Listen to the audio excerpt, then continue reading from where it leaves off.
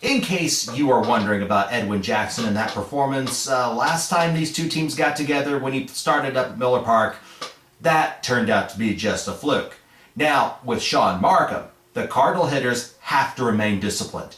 If they can get him to throw strikes, they can cash in big time. They'll make him look just like Cliff Lee in the last round.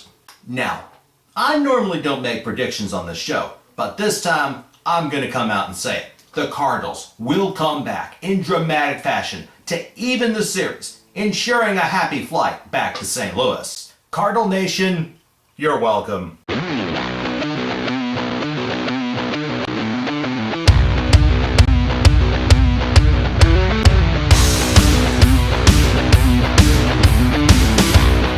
Game 2. Cardinals win 12-3 over the Milwaukee Brewers. And the first inning, you knew that this was going to be huge.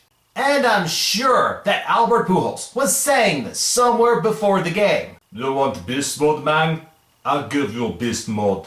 And he does just that. Top of the first, after John Jay gets on with the bunt single, he goes yard with authority to left field off the 82 AL Champs flag. It's 2-0 Cardinals. He'll get another big hit again in the third after Edwin Jackson gets on after a bobble ball by Mr. T-Plush, Nyjer Morgan. Should be something more like T-Fluff, by the way.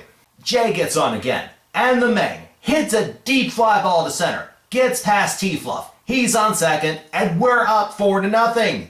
He'll double in the fifth, scoring Jay, then score himself on a wild pitch to Yadier Molina. He gets a ground rule double in the seventh, down the left field line, and he scores on that off of a Matt Holliday hit. All in all, he goes 4 for 5 with 3 runs and 5 RBIs. How's that for beast mode?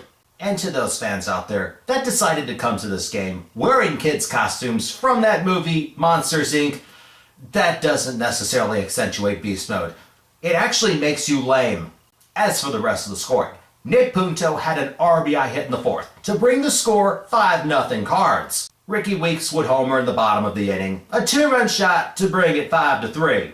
But Edwin Jackson managed to get out of the inning without further damage. However, the outing wasn't quite as smooth as Ajax would have wanted it. In the fifth inning, now up 7-2, he walks Corey Hart, then gives up a ground rule double to Ryan Braun, who tries to imitate and impress Green Bay Packers quarterback Aaron Rodgers, who was in attendance, by doing this whole championship belt thingy. Word of advice, you might want to wait till you actually win something before doing that. Okay, thanks. Jackson's pulled after 4 2/3 innings, disqualifying him from getting the win. Arthur Rhodes is in and walks Prince Fielder to load the bases with just 1 out. Getting worried yet? Well, there's one moment where the Cardinals don't look back. Lance Lynn comes on. He throws only 1 pitch to Ryan Braun, gets him to ground into a 6-4-3 double play. Inning over, no runs scored. And that's why Lynn got the win for this one. Cameron Lowe comes in to pitch the 7th for Milwaukee. The Cardinals bring 7 guys to the plate, score 4 runs on 6 hits. Lowe only lasts a third of an inning. Now, Prince Fielder does hit a mammoth home run in the 8th. Instead of going to beast mode, I call this one irrelevant.